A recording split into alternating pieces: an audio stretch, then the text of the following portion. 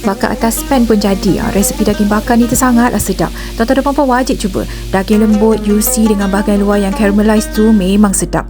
Caranya mudah saja. Kita nak gaulkan 1 kilo daging dan lemak sikit bersama bahan kisar. Untuk bahan kisar ni, ambil 3 batang serai, sedikit halia, 5 biji bawang merah, bawang putih 3 ulas, 1 sudu kecil jintan manis dan jintan putih. Make sure sangrai dululah baru masuk dalam blender. Bersama sedikit gula nisan dan garam secukup rasa. Masukkan air dalam blender. Sebenarnya ada lagi bahan lain, dia lupa nak record.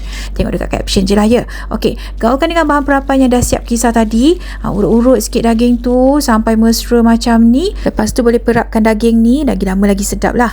Siap perap, boleh bakar atas pan yang panas. Dia bakar asing sebabnya lemak ni timing masak dia tak sama dengan daging. Siap bakar lemak, kita bakar daging pula. Dia iris daging ni nak bagi senang masak. Kalau nak bakar seketul besar lepas tu potong kemudian pun boleh, no problem. Agak-agak daging tu dah masak warna cai elok cantik macam ni, siap untuk dihidang. Daging lembut, juicy, memang sedap sangat buat makan untuk berbuka. Senang je buat dia, jangan lupa cuba tau. Bye-bye.